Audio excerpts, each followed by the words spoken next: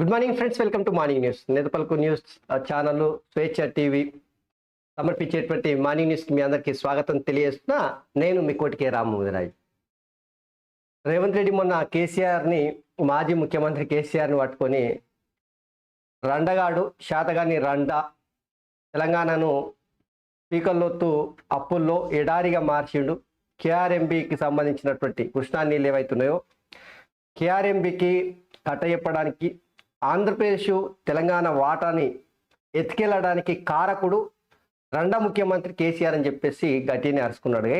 గా మాటల మీద నిన్న బల్కసుమర్, చెన్నూరు మాజీ ఎమ్మెల్యే బల్కసుమను ఇక రేవంత్ రెడ్డిని పట్టుకొని చెప్పుతో కొడుతా కొడుకు అని చెప్పేసి అమ్మనా బూతులు, ముఖ్యమంత్రి అని కూడా చూడకుండా అడ్డగోలుగా మాట్లాడి. అయితే బీఆర్ఎస్ పార్టీ ఎమ్మెల్యేలు కేటీ రామారావు, గట్లనే హరీష్ రావు, ముఖ్యమంత్రి గిట్ల మాట్లాడుతున్నాడు, బూతులు మాట్లాడుతున్నాడు, అసలు లేదు, గిస లేదు, సబ్జెక్ట్ లేదు, గిబ్జెక్ట్ లేదు, అందుకని మా మీద అబండాలు వేస్తున్నాడు, ఉద్యమ ముచ్చట్లు చెప్తున్నాడు. మాజీ ముఖ్యమంత్రి తెలంగాణ తెచ్చినటువంటి వీరుణ్ణి, ధీరుణ్ణి, ధీరాతి ధీరుడు, మహానుభావుడు, మహాయోధుడు కేసీఆర్ను పట్టుకొని గట్లంటావా గిట్లంటావా అని చెప్పి అన్నారు కదా. మరి బల్కసుమను ఏం మాట్లాడినో మీరు చూడుర్రి. సో దాని కిల్లకన్నా ముందు రేవంత్ను చెప్పుతో కొడతా, బల్కసుమన్ జైలుకే రాష్ట్రంలో వేడెక్కిన రాజకీయం. ఆ మాటలు అసలు బల్కసుమన్ ఏమన్నాడో ఆ మాటలు తెలుసుకున్న తర్వాత మిగతా చూద్దాం.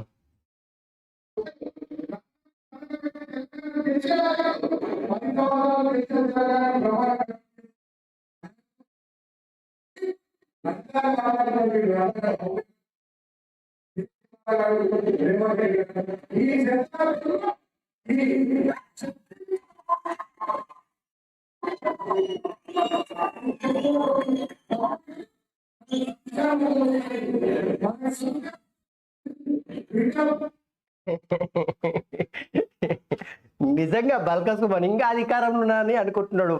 గీ మదమే ఇట్లా అడ్డగోలుగా దౌర్జన్యాలు, దాడులు, పురిగొల్పుడు ఎట్లా పడితే అధికారం ఉన్నప్పుడు చేసినట్టే చేస్తే నడుస్తుంది అని అనుకున్నాడేమో తెలియదు. కానీ మొత్తం మీద అయితే రేవంత్ రెడ్డిని ఏకి పారేసిండు అనుకోరాదు. ఇక ఆ ఎంబడే ఇక కాంగ్రెస్ పార్టీ శ్రేణుల నుంచి వెళ్ళి బల్కసుమన్ ఎట్లయితే మాట్లాడిండో దానికి 10 ఇంతలు కాంగ్రెస్ శ్రేణుల నుంచి వెళ్ళి దబాయించి మాటలు అయితే వచ్చినాయి. చూద్దాం ఒకసారి, అది కూడా చూద్దాం. బల్కసుమన్ అన్న మాట విన్నారు కదా. రెండో ముఖ్యమంత్రి, శాతగాని ముఖ్యమంత్రి, వేస్ట్ గాడు, పనికి మాల్యోడు, ఎన్ని బూతులు ఉంటాయి గన్ని మొత్తం డిక్షనరీలా చదివి వచ్చినాడు. మరి ఏడన్నా కేసీఆర్ ఎట్లాగో దొడ్ల నుంచి వచ్చినాడు కదా, యూనివర్సిటీ స్టూడెంట్గా ఉండి గీ మాటలు. సరే ఎదుడు కాంగ్రెస్ పార్టీ వాళ్ళు ఎట్లా మాట్లాడారు అనేది. ఉస్మాన్ యూనివర్సిటీ విద్యార్థి నేత రెడ్డి సీను, అరే బాల్కసుమన్ బుద్ధ బలిసిందరా నీకు? ఒక రాష్ట్ర ముఖ్యమంత్రిని పట్టుకొని రండగాడు అనుకుంటా ఇంగ్లీష్తో మాట్లాడుతున్నావు, నీకు సిగ్గుశరం ఉందారా? 10 ఏళ్ళు ఏం దిగినావురా? ఉస్మాన్ యూనివర్సిటీ కానీ, తెలంగాణ యూనివర్సిటీ కానీ విద్యార్థులని నోటిఫికేషన్స్ రాక ఆగమై చనిపోతుంటే కేసీఆర్ సంతానాకి, దళితుడు, పాల్తుగాడ, ఉడాగడు, చిల్లరగాడు, వాడి యొక్క సంతానాకి ఏదైతే కేసీఆర్ సంతానాకి నీవారా ఈ రోజు రేవంత్ రెడ్డి గురించి మాట్లాడేది? అరే తుక్కలు చేస్తాం బిడ్డ, నేనేమనుకుంటావు? ఇష్టం వచ్చినా మాట్లాడితే ఏమనుకుంటావు? ఆ దళిత్ ముండా కొడుక, నీవు ఎట్లా వచ్చినావా యూనివర్సిటీకి? రబ్బర్ చెప్పులతో వచ్చి ఈ రోజు రేవంత్ రెడ్డి గురించి మాట్లాడతావారా? సిగ్గుశరం ఉందారా నీకు? బిడ్డ ఇంకొకసారి మాట్లాడితే రేవంత్ రెడ్డి గారి గురించి కానీ అదేవిధంగా కాంగ్రెస్ పార్టీ గురించి మాట్లాడితే నీ యొక్క చెండాలు తీస్తాం బిడ్డ. నీవే. సో ఇది స్పందన ఏది మన బల్కసుమన్ చేసినటువంటి, రేవంత్ రెడ్డి మీద చేసినటువంటి వ్యాఖ్యల పైన OU student leader Reddy Seenu విరుచుకపడ్డాడు. ఇక బూతులతోనే నిన్నగాక మొన్న ఉపరాష్ట్రపతి వెంకయ్య నాయుడు బూతులు తిట్టే వాళ్ళని బూతుతోనే పండబెట్టురు అని చెప్పిండు. అంటే బూతులు వెళ్ళి ఓటేస్తాం కదా, ఆ ఓటు ద్వారానే రాజకీయాల నుంచి వెళ్ళి పక్కకు తప్పే విధంగా వేయండి అని చెప్పేసి చాలా స్పష్టంగా చెప్పిండు. కానీ ఆంధ్రప్రదేశ్లో ఈ బూతులు అయితే చాలా ఫేమస్. ఇక అది తెలంగాణకు వాకినట్టుంది. ఆ తెలంగాణలో కూడా దబాయికి బూతులు అయితే నడుస్తా ఉన్నాయి. ఇంకా ఏమేమన్నారు ఒక్కసారి చూడరు. ఎక్స్ వైఎస్ఆర్ తెలంగాణ పార్టీ యాదాద్రి భువనగిరి జిల్లా అధ్యక్షుడిని, ప్రస్తుతం కాంగ్రెస్ పార్టీ నాయకుడిని. ఈ వీడియో యొక్క ముఖ్య ఉద్దేశం ఏంటంటే, ఈరోజు మతి స్థిమితం కోల్పోయిన మాజీ ఎమ్మెల్యే బాల్క సుమన్ పిచ్చి పిచ్చిగా మాట్లాడుతూ తెలంగాణ రాష్ట్ర ముఖ్యమంత్రి గారు రేవంత్ రెడ్డి గారికి చెప్పు చూపించి పిచ్చి పిచ్చి కూతలు కూస్తున్నావు బిడ్డ బాల్క సుమన్, నీ పరిధి ఏందో, నీ హద్దు ఏందో, నీ స్థాయి ఏందో ఇప్పుడు తెలిసిందా నీకు? ఇన్ని రోజులు తెలంగాణ ప్రజలు నమ్మి ఓట్లేసి నిన్ను ఎమ్మెల్యేగా చేస్తే ఆ ఎమ్మెల్యే పదవిని అడ్డు పెట్టుకొని నీకు ఇష్టం వచ్చినట్టుగా దోచుకొని. సో అది నిజంగా చెప్పాలంటే బాల్క సుమన్ ఏ పొద్దు కూడా యూనివర్సిటీ విద్యార్థి లీడర్గా ఎదిగి ఈ స్థాయికి వచ్చిన ఎమ్మెల్యే అయిండు, ఎంపీ అయిండు, కేసీఆర్కి అత్యంత దగ్గర అయిండు. కానీ ఏ పొద్దు కూడా యూనివర్సిటీ విద్యార్థుల ఉద్యోగాలు లేక, నోటిఫికేషన్ లేక యాతన పడుతున్నప్పుడు ఏ ఒక్క రోజు కూడా స్పందించలేదు.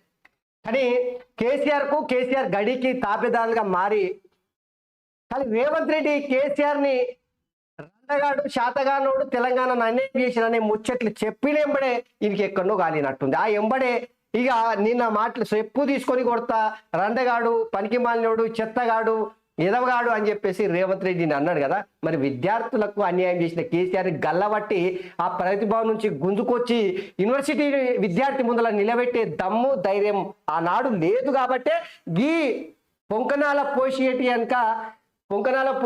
అంట 33 ఎట్లున్నాయట, కానీ 3 దొడ్లున్నాయట. గట్ల ఈ బాల్క సుమన్ చేసినటువంటి వ్యాఖ్యల పైన కాంగ్రెస్ శ్రేణులు అయితే దబాయించార్చుకుంటున్నారు. ఒకసారి చూడరు. చారగొండ వెంకటేష్ ఏం మాట్లాడుతున్నాడు? కుక్కలు పిచ్చిలేసి ఎట్లయితే మరుగుతాయో జనాల మీద పడి ఎక్కడ తోయక ఎక్కడ పడితే అక్కడ పిచ్చిలేసి జనాలను కరుస్తారేమన్నట్టుగా ఏడబడితే ఆడ ఆ జిల్లాలో ఇక్కడ అక్కడ కరీంనగర్, మహబూబ్ నగర్, నల్గొండ, ఇక్కడ మేదకు అన్ని జిల్లాలకు వెళ్ళి తిక్కలేసినటువంటి కుక్కలు మరిగినట్టు మరుగుతా ఉన్నారు. దానికి కారణం ఏంటంటే నిన్న మన ముఖ్యమంత్రి గారు తెలంగాణకు ఉన్నటువంటి పరిచయనంతా, తెలంగాణకు ఉన్నటువంటి సంపదనంతా దోచుకున్నటువంటి మీరంతా ప్రజలను దోచుకొని దాచుకున్నారు. కాబట్టి ఈ రోజు ప్రభుత్వాన్ని నడిపించడానికి మీరు దోచుకున్న వాడు బాల్క సుమన్ ఒక పార్లమెంటు రివ్యూ సమావేశంలో ఒక జిల్లాలో ఆయన మాట్లాడుతూ రేవంత్ రెడ్డి గారిని విమర్శిస్తా ఉన్నారు. I have been shouting since 2023 that తీసుకోలే ముఖ్యమంత్రి ముసలి కన్నీరు కాల్స్తున్నావు అంటే ఏంటిది? 100 ఎలుకలు తిన్నటువంటి పిల్లి తీర్థయాత్రలకు పోయినట్టు ఒక ఈది అమీన్ అనేటువంటి ఒక నరరూప రాక్షసుని యొక్క భావజాలాన్ని పుణికిపుచ్చుకొని తెలంగాణలో ప్రజల యొక్క త్యాగాలని, కౌరణీయ విద్యార్థుల యొక్క త్యాగాలని నువ్వు రక్త మాంసంతో రక్తము కూడు తిన్నటువంటి నీచుడు నువ్వు. అలాంటి నీచుడు మమ్మల్ని ప్రశ్నిస్తే నీకు ఎక్కడ రాని అడుగుతున్నావు ఇలా ఎవరి తెలంగాణ. సో ఇట్లా జరుగుతుంది కదా. ఒక్కసారి అద్దంకి దయాకర్ ఏం మాట్లాడిండో వినూరి. ఈ మధ్య కేసీఆర్ కుక్కలు ఎగిసి పడుతున్నాయి. కేటీఆర్ నుంచి మొదలు పెడితే సుమన్ దాకా అద్దంకి దయాకర్ ఏం మాట్లాడుతున్నారో ఎగిసి పడతారు. మిమ్మల్ని ప్రజలు చెప్పులు తీసుకొని కొట్టినా ఇంకా మీకు బుద్ధి రాలే, ఇంకా రాదు కూడా. ఎందుకంటే ప్రజల్ని దోచుకునే దొంగలకు పరిపాలన ఏంటి, దానికి సంబంధించిన అంశాల్లో ఏ విధంగా ముందుకు పోవాలనేది కనీస ధర్మం తెలియక మీరు ఇలా రాజకీయంగా చచ్చిపోయింది. ఇక పట్టలేక ఒకడేమో 3 నెలలు ఉంటుంది అంటాడు, ఒకడేమో 6 నెలలు ఉంటుంది అంటాడు, ఒకడేమో ఎప్పుడు పోద్దో తెలియదు అంటాడు. మీ కామెంట్స్ కు రెచ్చిపోకపోవడం వెనుక ముఖ్యమంత్రి ఒక వ్యూహం ఏందో, ప్రజల ముందు మిమ్మల్ని ముద్దాయిగా పెట్టాలని చేస్తున్న ప్రయత్నం ఏందో మీకు అర్థం కావట్లేదు. 2 నెలలకే తట్టుకోలేకపోయే పరిస్థితి మీకు వచ్చిందంటే మీరు ఎంత ఫ్రస్ట్రేషన్ ఉండో అర్థమవుతుంది రవి. అది అద్దంకి దయాకర్ అయితే గట్టిగానే ఇంటెలెక్చువల్ గా మాట్లాడిండు. నిజంగా చెప్పాలంటే 2 నెలలకే ఇట్లా పిచ్చి కుక్కలాగా ఊరకిక్కలాగా తయారై బీఆర్ఎస్ నాయకులు కాంగ్రెస్ పార్టీ మీద అబాండాలు, ముఖ్యమంత్రి రేవంత్ రెడ్డి మీద అడ్డగోలుగా కారుకూతలు కూస్తున్నారని చెప్పేసి చెప్పుకొచ్చిండు. అయితే అద్దంకి దయాకర్ చెప్పినటువంటి మాటలు ఒకటి ఏంటంటే, వ్యూహాత్మకంగా రేవంత్ రెడ్డి చేస్తున్నటువంటి వ్యూహం వెనుక ఉన్నటువంటి మీకు ఏమీ తెలియదు. ఆ వ్యూహం ఏందనేది రేపు తెలుస్తుంది బిడ్డలారా. అప్పుడే ఎందుకు ఊరుకులాడుతున్నారు, ఊరకుక్కలకి ఎందుకు ఊరులుతున్నారు అని చెప్పేసి చెప్తా ఉన్నారు. అయితే ఈ మన బల్కా సుమన్కి సంబంధించి న్యూస్ పేపర్ చూసేటప్పుడు మనం పూర్తి స్థాయిలో చూద్దాము. వెలుగు పేపర్ చూద్దాం ఒకసారి. మేడం, తెలంగాణ నుంచి పోటీ చేయండి, సోనియా గాంధీకి సీఎం రేవంత్ విజ్ఞప్తి. 2 గ్యారంటీలు అమలు చేస్తున్నట్టు వెల్లడి. పోటీపై సరైన టైంలో నిర్ణయం తీసుకుంటానన్న సోనియా గాంధీ. సోమవారం ఢిల్లీలో సోనియా గాంధీని కలిసిన CM Revanth, deputy CM Bhatti, మంత్రి పొంగులేటి. సో తెలంగాణ నుంచి వెళ్ళి సోనియా గాంధీని పోటీ చేయించడానికి రాష్ట్ర కాంగ్రెస్ నాయకులంతా కూడా రెడీ అవుతున్నట్టున్నారు. అందుకనే 2 గ్యారంటీలను అమలు చేసేటువంటి ముచ్చట చెప్పడానికి ఢిల్లీకి ఉప ముఖ్యమంత్రి పొంగులేటి శ్రీనివాసరెడ్డి అంతా కలిసి. సో ఆ సందర్భంగా ఆయన చెప్పినటువంటిది, 2 నెలల్లోనే ప్రాజెక్టులను ఢిల్లీ చేతిలో పెట్టిరు. 10 ఏళ్లలో కేంద్రం ఒత్తిడి చేసినా మేము ఒప్పుకోలే. మితిమీరిన అహంకారంతో సీఎం మాట్లాడుతున్నాడు. మేము ఆయన లెక్క కాదు, సంస్కారంతో మాట్లాడతాం. హరీష్ రావు, పోతిరెడ్డిపాడు విస్తరణ టైంలో మేము మంత్రులుగానే లేం. రాయలసీమ లిఫ్ట్కు ఏపీ 2020 మే 5న జీవో ఇస్తే మేము కేంద్రానికి ఫిర్యాదు చేసినాం. రేవంత్కు సబ్జెక్టు లేక గాయగత్తరు చేస్తున్నాడు, బూతులతో బుల్డోజ్ చేస్తున్నాడు. దగుల్బాజితనాన్ని జనం ఎప్పటికీ సహించరు. నీళ్ళపై అసెంబ్లీలో ఎంతసేపు అయినా చర్చకు సిద్ధమని చెప్పేసి హరీష్ రావు ప్రకటించాడు. సో 2 నెలల్లోనే ప్రాజెక్టులను మొత్తము ఢిల్లీ చేతుల్లో పెట్టిరని చెప్పేసి కుర్రో మురో అని చెప్పేసి లబో దిబో అని మొత్తుకుంటున్నారు బీఆర్ఎస్ పార్టీ నాయకులు. ఏమైనా సిగ్గు, శరము, ఇమాన్దారి ఏమైనా వీళ్ళకు ఉందా అసలు? నిజంగా మీరు చూడుర్రి, హరీష్ రావు చెప్పిన మాటలు 2 నెలలకే తీసుకొని కృష్ణా నీళ్ళని తీసుకొని ఢిల్లీ చేతుల్లో పెట్టిరని చెప్తున్నాడు కదా హరీష్ రావు. ఒకసారి గీడ చూడుర్రి, మీకే తెలుస్తుంది. గిది చూడుర్రి, మారినట్టే సీఎం సార్ మాటలు మారుతున్నాయి నీళ్ళ మీద.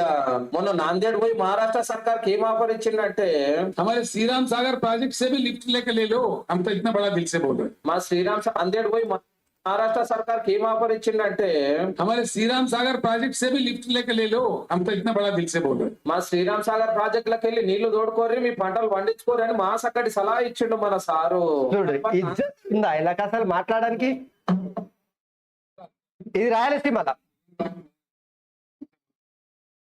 ఇందులో కొందరికి అర్థం కాకపోవచ్చు, కొందరికి డైజెస్ట్ కాకపోవచ్చు, కొందరికి జీర్ణం కాకపోవచ్చు, కొందరికి అజీర్తి కావచ్చు. దాన్ని మీకు చేయగలిగినది ప్రజల దీవెన ఉన్నంత కాలం తప్పకుండా వాళ్ళ కోరిక నెరవేర్తాం. సీమను రతనాల సీమగా మార్చడానికి చూపించిన సర్వశక్తి చూడతామని చెప్పి ఏమైనా ఇజ్జత్ ఉందా అసలు? హరీష్ రావు చెప్పడానికే మన ఇజ్జత్ ఉండాలి కదా. గింత పచ్చిగా అటు మహారాష్ట్ర పోతాడు, శ్రీరామ్ సాగర్ నీళ్లు తీసుకోరు రేపై మీరు మా దగ్గర మస్తున్నాయి తీసుకోరని అక్కడ ఆడే అప్పయిపోస్తాడు. ఇటు రాయలసీమ పోతాడు, రోజా ఇంటికి పోతాడు. ఆ చేపలు, తుణుకలు దబాయించి నాటుకోడి పులుసు సంకటి తిని ఆ తర్వాత రాయలసీమను రతనాల సీమగా ఆ కృష్ణా నది పరివాహక ప్రాంతం మొత్తం కూడా నీళ్లు పొక్కలెట్టి తీసుకోవాలి, రత్నాల సీమ అవుతుందని చెప్పేసి ఆడ చెప్పేస్తాడు, జగన్తో కలుస్తాడు. చూడు రిజర్, అసలు హరీష్ రావుకి ఏమన్నా మాట్లాడడానికి ఇద్దరు ఉండాలిగా. వర్షాలు పడినా కూడా చాలు, రాయలసీమలో అన్ని ప్రాజెక్టులు నింపేదాని కోసం కార్యక్రమం చేస్తూ పోతిరెడ్డిపాడు హెడ్ రెగ్యులేటర్ 44 క్యూసెక్స్ నుంచి 80,000 క్యూసెక్స్ దాన్ని తీసుకుని పోయే కార్యక్రమాన్ని చేస్తా ఉన్నాం అధ్యక్ష. ఇంత పచ్చిగా ఆంధ్రప్రదేశ్ ముఖ్యమంత్రి జగన్మోహన్ రెడ్డి 40,000 క్యూసెక్ల నుంచి వెళ్ళి పోతిరెడ్డిపాడును 80,000 క్యూసెక్లకు పెంచుతున్నాం అన్నప్పుడు ఏ రోజన్నా ఈ నా కొడుకులు ఎవడన్నా స్పందించిరా? బుద్ధి ఉంది అసలు మాట్లాడానికి? హరీష్ రావు కావచ్చు, కేటీఆర్ కావచ్చు, ఆ బల్కా సుమన్ కావచ్చు, ఎవడన్నా కావచ్చు, ఏమన్నా సిగ్గుంది అసలు ఇది మాట్లాడడానికి? ఇంత నగ్నంగా పచ్చిగా అడ్డంగా గత 10 ఏళ్ల పాలనలో తెలంగాణను ఎట్లా ఎడారిగా మార్చడానికి కుట్రలు చేసిరో ఇవి కాదా నిజాలు? సాక్ష్యాలు ఇవి కావా? ఇప్పుడు నేను కాంగ్రెస్ పార్టీ మంచి చేస్తుందని చెప్పట్లేదు, కానీ గతంలో చేసినటువంటి తప్పుల మూలంగానే ఈరోజు తెలంగాణ నష్టపోయింది అనేది చాలా స్పష్టంగా తెలుస్తా ఉంది. తెలంగాణ జనాభా అధ్యక్ష 11,500 క్యూసెక్స్ నుంచి దాన్ని 18,000 క్యూసెక్స్ పెంచబోయే కార్యక్రమం చేస్తా ఉన్నాం అధ్యక్ష. 11,000 నుంచి 18,000 క్యూసెక్, 21,000 క్యూసెక్స్ క్యారింగ్ కెపాసిటీ నుంచి 30,000 క్యూసెక్స్ కెనాల్ క్యారింగ్ కెపాసిటీ పెంచబోయే కార్యక్రమం చేస్తా ఉన్నాం అధ్యక్ష. ఇంత పచ్చిగా ఆంధ్రప్రదేశ్ ముఖ్యమంత్రి నీళ్లను తోడుకొని పోతా అని చెప్పేసి ఆంధ్రప్రదేశ్ అసెంబ్లీలో చెప్పిన రోజున వీళ్ళంతా ఏడబడుకున్నారు, ఏడపడకేసారు, ఏడ మత్తుల తూలనాడిరు, ఏడ మందు దాగుకుంటూ అడ్డం పడ్డారు.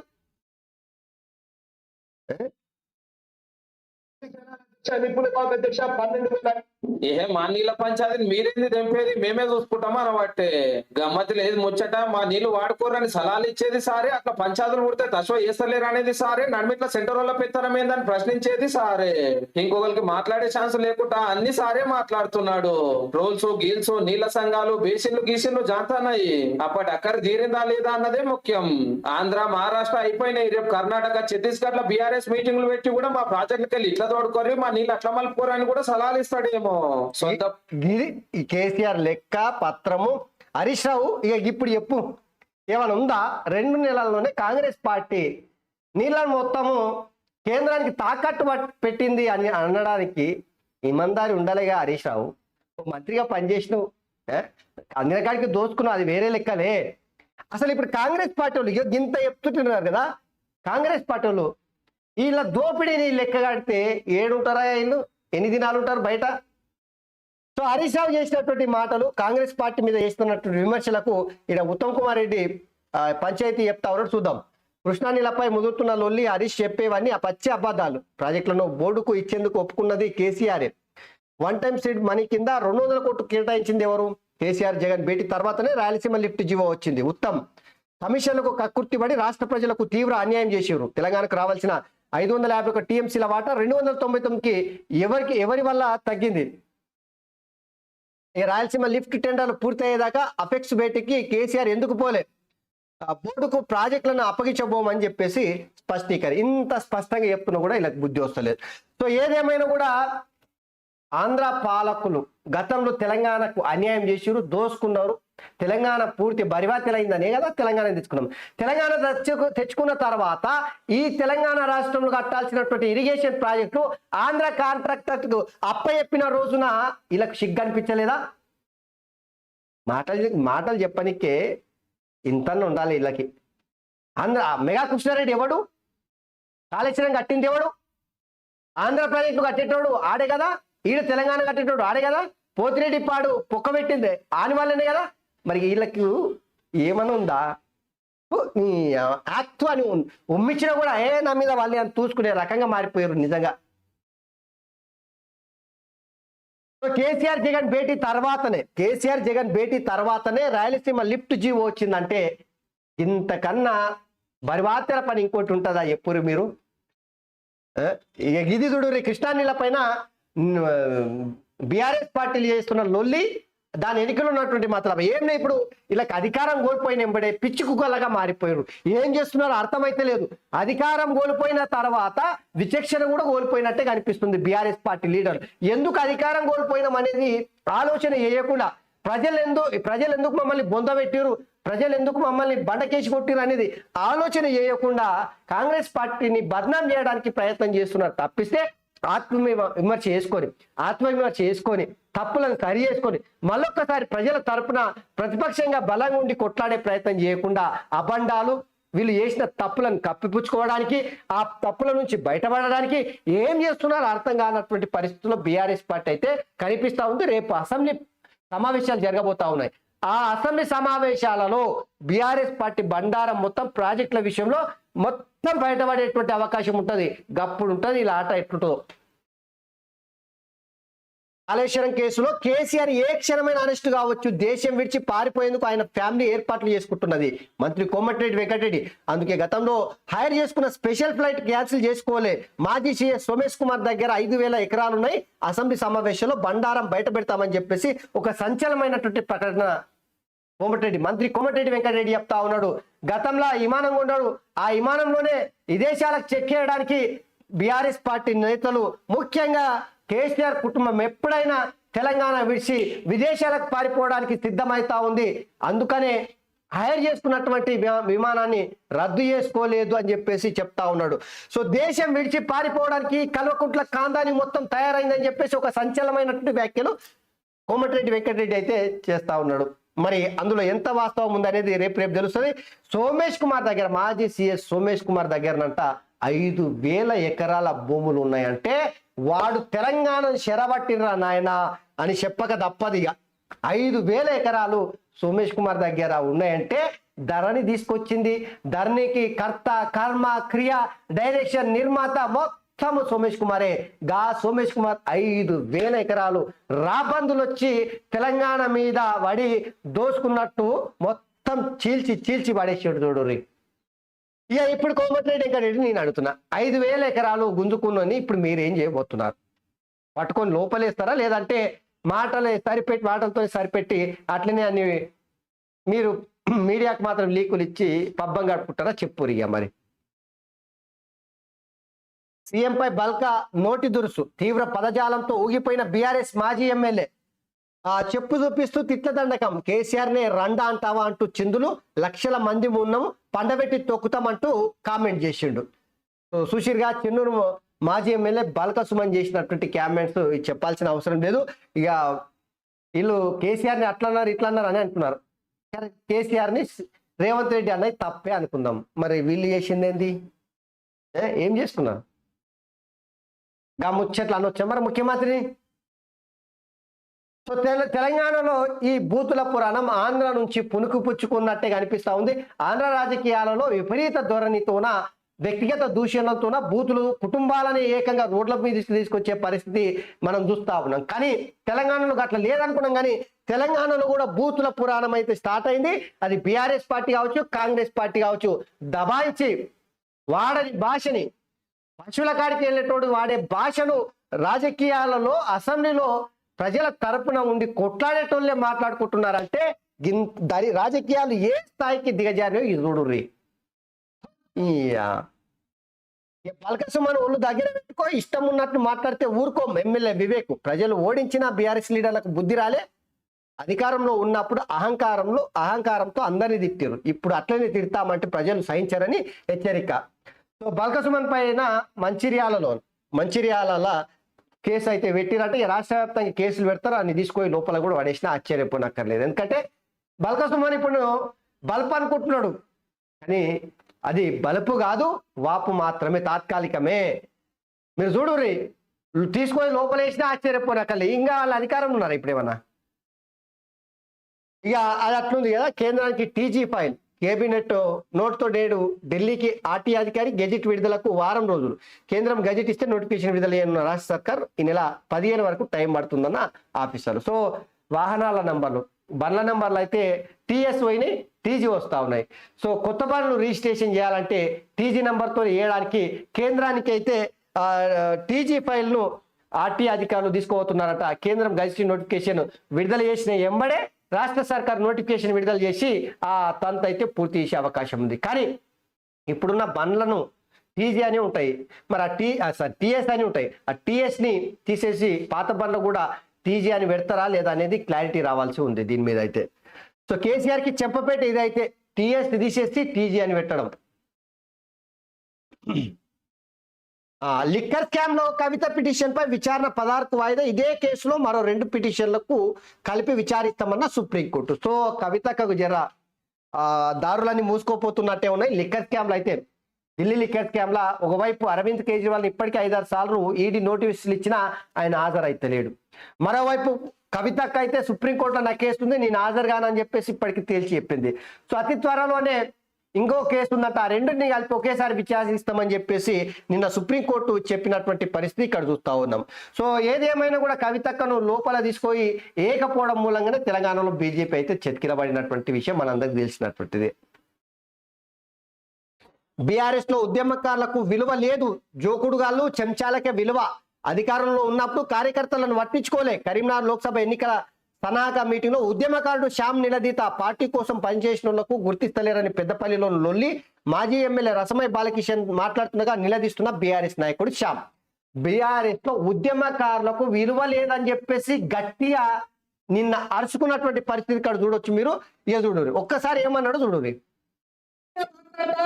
ప్రజా ప్రతినిధులే ఇక్కడ ఇంపాట కార్యకర్తలు విలువ లేదు, కార్యకర్తలు పట్టించుకునే నాయకులు లేదు, ప్రతిని కూడా కార్యకర్త నిర్లక్ష్యం ఉంది.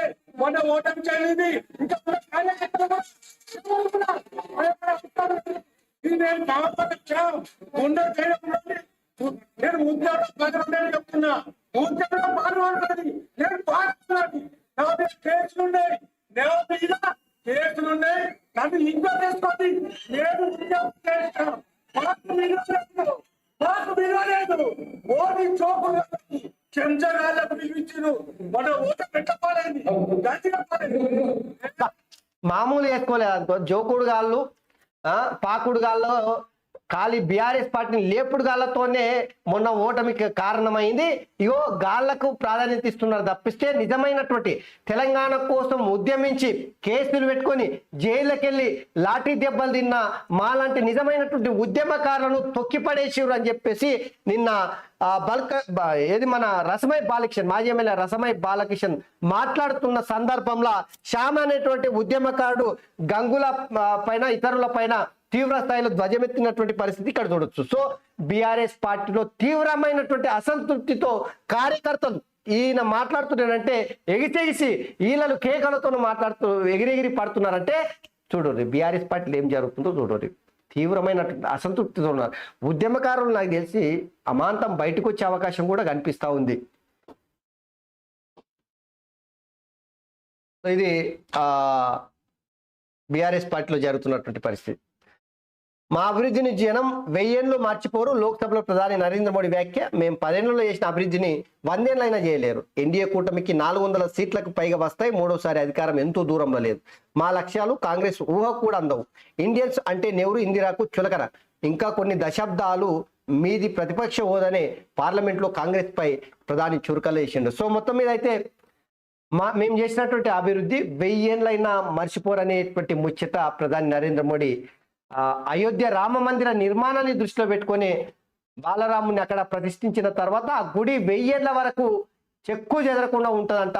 దాన్ని దృష్టిలో పెట్టుకొని కాంగ్రెస్ పార్టీకి దశాబ్దాల పాటు ఇంకా ప్రతిపక్ష హోదానే ఉంటుందని చెప్పేసి ప్రధానమంత్రి నరేంద్ర మోడీ నిన్న లోక్సభలో వ్యాఖ్యానించినటువంటి మాట ఇక్కడ చూడవచ్చు. ఇక మేడారం జాతరకు జోరుగా ఏర్పాట్లు జరుగుతున్నాయంటే ఈ నెల 21 నుంచి 24 వరకు జాతర 105 కోట్లతోన సౌలతుల కోసం రాష్ట్ర సర్కారు పైసలు ఇచ్చిందట. సో మేడారం జాతరకు సంబంధించి అది.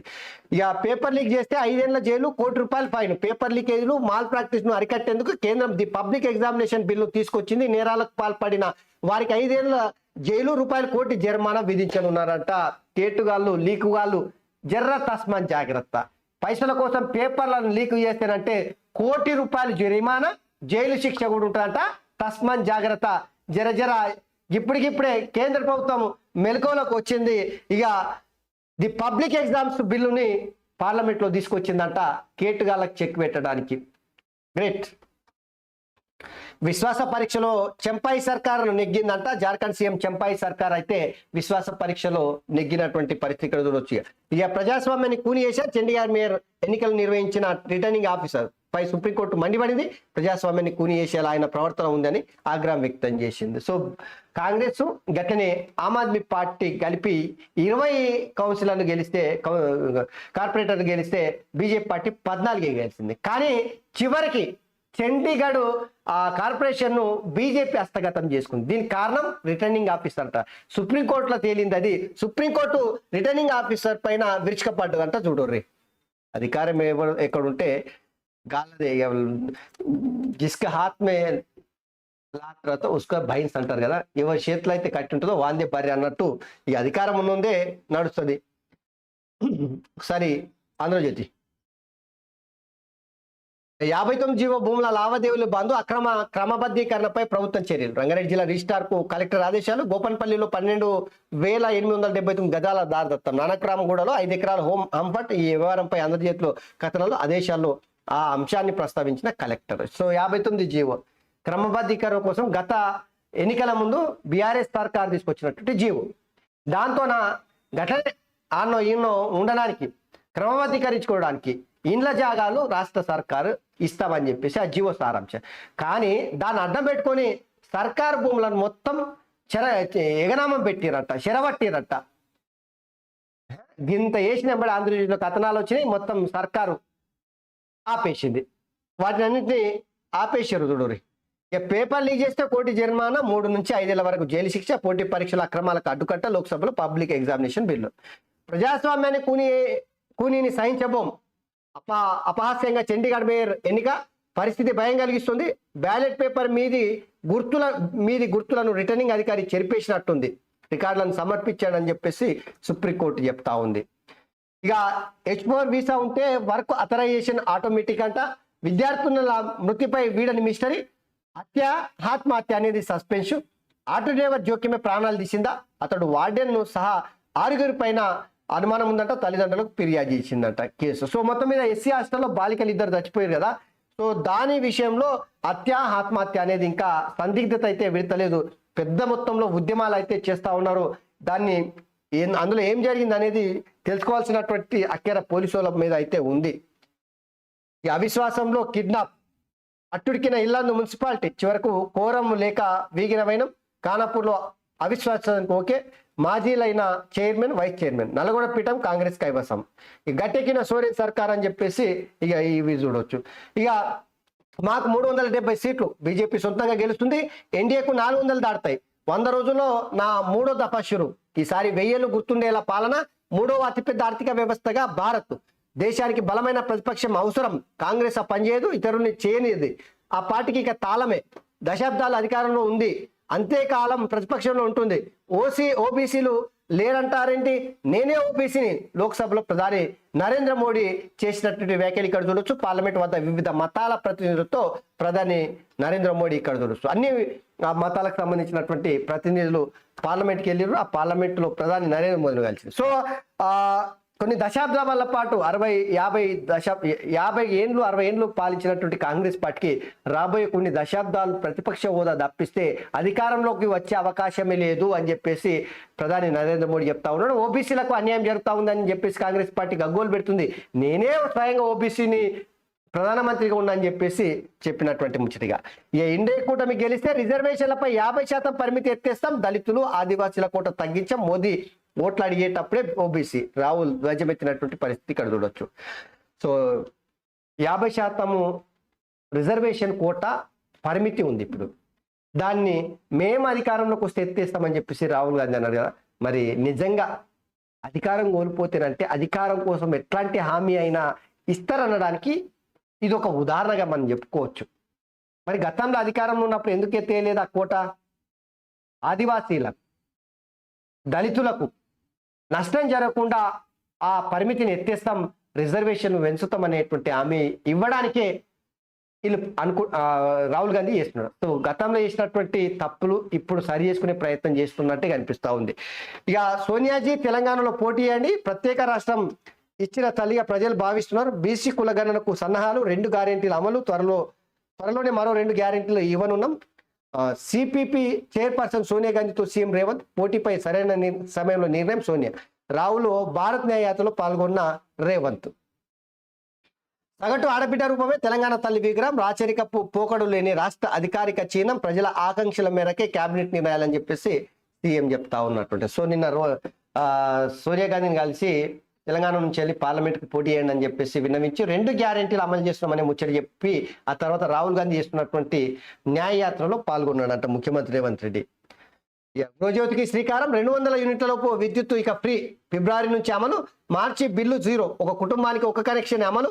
2022-23లో 2181 యూనిట్ల లోపు ఉండాలి. ఆ బిల్లు జారీ టైంలో 200 లోపు ఉండాలి. రేషన్ కార్డుకు ఆధార్ లింక్ అయి ఉండాలి. ప్రజాపాలనలో దరఖాస్తు చేసుకుంటేనే పథకం. తొలి విడతలో 34,59,585 మందికి అమలు. ఆ ఏటా సర్కార్పై 4,164 కోట్ల భారం పడేటువంటి అవకాశం ఉంటుందట గృహజ్యోతి వల్ల. సో కరెంటు బిల్లులు 200 యూనిట్ల లోపు ఉన్నళ్లకు దగ్గర 34,59,585 మందికి అమలు చేయబోతా ఉన్నారంట. ఆధార్ కార్డుతో రేషన్ కార్డు లింక్ అయి ఉండాలంట ఒకటి. ఇంకొక విషయం ఏంటంటే 2022-23లో 2181 యూనిట్ల లోపే కాల్చి ఉండాలంట. సో ఇవి నిబంధనలు గృహజ్యోతి అమలు చేయడానికి. కరెంటు ఈ ఆరోగ్యశ్రీకి పునర్వైభవం, ఎక్మో, రోబోటిక్ సర్జరీలు సహా 65 ప్రొసీజర్లు చేర్పు. ఆయుష్మాన్ భారత్ లో లేని చికిత్సలు అందుబాటులోకి, ధరల సవరణ, ప్రాంతాల వారి వ్యాధుల మ్యాపింగ్, ప్రభుత్వ ఆసుపత్రుల్లో చికిత్సలు తెలిపేలా ప్రచారం, బడ్జెట్ బిడ్లు సమావేశాల్లో ప్రకటించనున్న సర్కార్. సో ఆరోగ్యశ్రీకి గతంలో ఉన్నటువంటి పరిస్థితి తీసుకురావడానికి, గతంలో ఎక్కువ రోగాలకు నయం చేయడానికి ఆరోగ్యశ్రీలో వాళ్ళని కలిపి ఆ రోగాలన్నింటినీ నయం చేయడానికి, ఉచితంగా ట్రీట్మెంట్ చేయడానికి ఆరోగ్యశ్రీలోకి తీసుకురాబోతా ఉన్నారంట. రేవంత్ జూటా సీఎం, ప్రాజెక్టుల అప్పగింతపై చెప్పినవన్నీ అబద్ధాలు. ఈ అంశంపై కేసీఆర్ ఎక్కడ సంతకం చేయలే. పోతిరెడ్డి పాలు సీమా లిఫ్ట్ను వ్యతిరేకించాం, ఎవరిని చెప్పుతో కొట్టాలో రేవంత్ జవాబు ఇవ్వాలి. రేవంత్ సంస్కారం లేని భాష, అహంకారం. ప్రాజెక్టులు ఇచ్చి భవిష్యత్తు తాకట్టు పెట్టొద్దు హరీష్, మాకు ముత్తుక కూతలొచ్చు జగదీష్ ప్రశాంత్. కేసీఆర్ దూషిస్తావా, బుద్ధిందా కడియం. చెత్త సీఎంను చెప్పుతో కొడతా బల్కసుమన్, చెప్పు చూపిస్తూ పరిచయ పదజాలంతో దూషణ. కేసీఆర్ జగన్ కుట్రలతోనే సాగర్ ఆక్రమణ, పోలింగ్ ను ప్రభావితం చేసే ప్రయత్నం. హరీష్ ఉద్యమంలో మీరు బ్లాక్ మెయిలర్, కృష్ణా ప్రాజెక్టులని బోర్డుకి ఇవ్వమని చెప్పేసి Uttam Kumar Reddy. So BRS party నాయకులు కేసీఆర్ ను రండా సీఎం అని రేవంత్ రెడ్డి అన్న తర్వాత వాళ్ళ స్పందన ఇగో ఇక్కడ చూడొచ్చు. రేవంత్ జూటా సీఎం అనేది. ఈ గ్రామీ అవార్డులో మనోల శక్తి, 5 భారతీయులకు పురస్కారాలు. ఫ్యూజన్ బ్యాండ్ శక్తికి గ్లోబల్ మ్యూజిక్ అవార్డు. ఆ బ్యాండ్ సభ్యులు ప్రముఖ తబలా మాస్ట్రో జాకీర్ హుస్సేన్, గాయకుడు శంకర్ మహాదేవన్. జాకీర్కు 3, వేణు గాన విద్వాంసకుడు రాకేష్ చౌరాసియాకు 2 అవార్డులు అంట. ఇవి ఆంధ్రజ్యోతిలో ఉన్నటువంటి ఇక సంసారి పత్రిక. ఇందులో పతివ్రతల వార్తలు ఎట్టుంటే జర చూడుర్రి, జర మంచిగా ఉంటాయి. టైఫాయిడ్ పై భారతాస్త్రం, సమర్థంగా పనిచేస్తున్న భారత్ బయోటెక్ టీకా, 4 ఏళ్ల పాటు రక్షణ, క్లినికల్ ట్రయల్స్ లో పాజిటివ్ ఫలితాలంట. సో ఎట్టకేలకు టైఫాయిడ్ కు వ్యాక్సిన్ భారత్ బయోటెక్ కనిపెట్టింది. అది జబర్దస్త్ పనిచేస్తుందంట. 4 ఏళ్ల పాటు రక్షణ ఉంటుందంట. 4 ఏళ్ల వరకు ఆ టీకా తీసుకున్న వాళ్ళకు టైఫాయిడ్ రాదనేటువంటి ఫలితాలు కనిపెట్టిరట భారత్ బయోటెక్. చూడు జూటాకోర్ సీఎం, కేఆర్ఎంబి భేటీలో సంతకాలు అప్పగించలేదని అబద్ధాలు, ఇప్పటికైనా చేసిన తప్పును ఒప్పుకోండి. రేవంత్ పై హరీష్ రావు ఫైర్. అసెంబ్లీలో చర్చకైనా, ఢిల్లీలో చర్చించేందుకైనా మేం రెడీ. అబద్ధాల పునాదులపై ప్రభుత్వాన్ని నడపొద్దు. కేఆర్ఎంబితో తొలి సమావేశంలో కృష్ణా ప్రాజెక్టులు దారదత్తం చేసిన కాంగ్రెస్ సర్కారు నెలలోగా 5 అవుట్లెట్స్ అప్పగిస్తామని ఒప్పుకోను. పత్రికల్లో వార్తలు వచ్చినా అప్పుడు ఖండించలేదేం. మేం ప్రెస్ మీట్ పెట్టి నిలదీస్తే మేల్కొని ఢిల్లీకి లెక్క. కేసీఆర్ సర్కారు 10 ఏళ్లలో కేంద్రానికి ఇవ్వలేదు, 2 నెలల్లోనే ప్రాజెక్టులు మీరు ఎలా అప్పగిస్తారు? చేసిన తప్పు కప్పిపుచ్చుకోవడానికి మరిన్ని తప్పులు పునర్విభజన చట్టాన్ని చేసిందే కాంగ్రెస్ సర్కార్. అది వదిలేసి కేసీఆర్ పై నోరు పారేసుకుంటారా? నీటి హక్కుల కోసం పేగులు తెగేదాకా కొట్లాడినాం, పదవుల కోసం పెదవులు మూసుకున్నది మీరే. ఇకనైనా చేసిన తప్పులను ఓపెన్ గా ఒప్పుకోండి. తెలంగాణ ప్రజల ప్రయోజనాలను కాపాడండి. సీఎం రేవంత్ కు మాజీ మంత్రి హరీష్ రావు సవాలు. కృష్ణా ప్రాజెక్టుల అప్పగింతపై తీవ్ర స్థాయిలో ధ్వజమెత్తినంత. నీళ్ల కోసం ఉరికిస్తాం, కాంగ్రెస్ చంద్రబాబు బూట్లు నాకింటోళ్ళు, అందుకే కేఆర్ఎంబికి ప్రాజెక్టుల అప్పగింత. కాంగ్రెస్ మాజీ మంత్రి జగదీష్ రెడ్డి ధ్వజమెత్తినట్ట. సరే, ఇక చూడుర్రి, మీరు జాగ్రత్తగా చూడుర్రి. బీఆర్ఎస్ పార్టీ నాయకులారా, కార్యకర్తలారా, జర జాగ్రత్తగా ఈ పత్రికను మీరు అబ్జర్వ్ చేయరు. చెప్తా. ప్రాజెక్టుల పరదీనంపై పోరుబాట, కేఆర్ఎంబికి కృష్ణా ప్రాజెక్టుల అప్పగింతపై ఉద్యమ కార్యాచరణ. ఈ నెల 2వ వారం నల్గొండ జిల్లాలో భారీ బహిరంగ సభ. నేడు తెలంగాణ భవన్ కు కేసీఆర్ 5 ఉమ్మడి జిల్లాల నాయకులతో బీఆర్ఎస్ అధినేత సమావేశం. కేసీఆర్ ని తిరగనీయం, న్యాయం చేసి మీటింగ్ ఎలా పెడతారు, అన్యాయం చేసి మీటింగ్ ఎలా పెడతారు? కేసీఆర్ కు ఏదైనా జరిగితే మా బాధ్యత కాదు. హరీష్ రావు జైలుకు పోక తప్పదు. నల్గొండలో బీఆర్ఎస్ కు డిపాజిట్ రాదు. మీడియా సమావేశంలో కోమటిరెడ్డి వెంకటరెడ్డి. నల్లగొండపై పోలీసు చట్టం, ప్రాజెక్టుల అప్పగింతపై కాంగ్రెస్ కుప్పిగంతులు. నల్గొండలో భారీ సభకు బీఆర్ఎస్ యోచన. కాంగ్రెస్ సర్కారులో మొదలైన అలజడి సభను అడ్డుకునేందుకు 30 యాక్ట్ బస్సులు ఇవ్వద్దని ఆర్టీసీకి మౌఖిక ఆదేశాలు. సిగ్గుండాలి, రాసుకోనికే సిగ్గుండాలి. సిగ్గు లేదా జిడిగింజంతే నల్లగుండ నాకేం సిగ్గుంటుంది సినప్ప అన్నదంట. గత పాలకులు కేసీఆర్ పాలనలో ప్రతిపక్షాలను ఉద్యమాలు చేయకుండానే ఏకంగా ధర్నా చౌకునే ఎత్తేసినటువంటి ఘన చరిత్ర, ఘనపాలన కేసీఆర్ది. గట్టాంటిది నల్లగొండల సభ పెట్టుకోనికనంట యాక్ట్ కొత్త యాక్ట్ ఏదో అమలు చేస్తారట 30 యాక్ట్ని బస్సులు ఇవ్వద్దని ఆర్టీసీకి అల్టిమేషన్ జారీ చేస్తారు. మీరేం చేశారు? మీరేమో సుతపప్పలా సుతపూసలా ఇక ఇట్లా ఇవి ఉన్నాయి కదా. ఇక్కడ ఈ దినపత్రికల మీరు ఎక్కడైనా చూడరు బల్క సుమన్ కానీ ఫోటో కానీ వాని వార్త కానీ వేసుకొచ్చారా చూడరు. బల్క సుమన్ సిగ్గు తెచ్చుకో, నీకెంత ప్రాధాన్యత ఉందో. గా పెద్ద పెద్ద పత్రికల ప్రజలు చూసే పత్రికల నువ్వు మాట్లాడిన తప్పులో తడకనో బూతులో గీతులో కానీ రాసుకొచ్చిరుగా. నీ పత్రిక నువ్వు ఎవరికైతే కాపల్దారుగా ఏ గేటుకైతే బానిసగా ఉన్నావో బానిస సుమన్ జర సిగ్గు తెచ్చుకో. దొరల పత్రికనా ఇది? దొరల కోసం పనిచేసే పత్రిక. ఆ పత్రికల మీ వార్తలు ఎందుకుంటాయి ఎప్పురి? ఇక గుంపు ఉంది కాబట్టి గుంపులో తెచ్చిచ్చారు. కృష్ణార్పణంపై జనాగ్రహం, దుర్భాషపై నిరసనాగ్ని. ఈ గుంపుల ఉంది కాబట్టి ఎవరికి పేరు రాదు కాబట్టి ఈడు కేసీఆర్ది హరీష్ రావుది కథం. ఇంకేమున్నాయి? వచ్చిపోయింది కథ. ఇక ఇల్లెందులో కౌన్సిలర్ కిడ్నాప్ అయిందంట. మున్సిపల్ అవిశ్వాసాలకు సంబంధించి అది ఎట్లా నడుస్తూ ఉంది. పోటీ పరీక్షల్లో అక్రమాలకు పాల్పడితే కోటి జరిమానా, H4 వీసాలకు వర్క్ అథరైజేషన్, ప్రజాస్వామ్యాన్ని కూని చేయడమే అని చెప్పేసి చండీగఢ్ ఎన్నికలకు సంబంధించి సుప్రీంకోర్టు చేసినటువంటి వ్యాఖ్యలు ఇక్కడ చూడొచ్చు.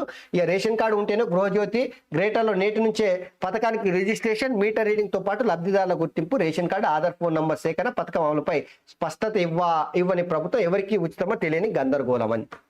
సో మొత్తం మీద అయితే గృహజ్యోతి పథకాన్ని అమలు చేయడానికి రాష్ట్ర కాంగ్రెస్ ప్రభుత్వం అయితే సిద్ధమైతా ఉంది. ఇక వీళ్ళకు కడుపు నొప్పి వచ్చినట్టుంది. ఏమాత్రం స్పష్టత లేదని చెప్పేసి ఇక ఇక్కడ మనం చూడవచ్చు. తెలంగాణ సర్కార్ త్వరలోనే కూలుతుంది. అబద్ధాలు చెప్పి అధికారంలోకి వచ్చిన కాంగ్రెస్ దేశవ్యాప్తంగా ఆ పార్టీ మాయమవడం ఖాయం. కాంగ్రెస్ దుష్ట పాలనకు పెద్ద బాధిత రాష్ట్రం ఏపీ. వైఎస్ఆర్సీపీ నేత విజయసాయిరెడ్డి వ్యాఖ్యలు చేసిండట. పక్క రాష్ట్రాల పొగబెడితే ఇక్కడెందుకు నిప్పు వస్తుందో మరి నాకు అర్థమైతలే. ఈ గుమస్తా తెలంగాణ ఈ పనికి మాలిన దద్దమ్మ పత్రికల అబద్ధాలను పక్క రాష్ట్రాల వార్తలను నింపుకొని వస్తారు. ఏం పని దీని వార్తలు ఉన్న తెలంగాణలో? కాంగ్రెస్ పార్టీ కూలిపోతా అంటున్నారు. అసలు ఆ రాష్ట్రంలో ఎన్నికలు జరగడానికి సిద్ధంగా ఉంది. ఆడ గెలుస్తారో లేదో ఒకసారి చూసుకోరి. అయిపోయిందని అంటున్నారు. తెలంగాణ నుంచి పోటీ చేయండి సోనియా గాంధీకి ముఖ్యమంత్రి రేవంత్ రెడ్డి విజ్ఞప్తి. అగ్రనేతల్లో ఢిల్లీలో సీఎం డిప్యూటీ సీఎం భేటీ అంట. ఇగో ఈ పనికి మాలిన వార్తలు గిట్ల ఉంటాయి ఈ పత్రికల.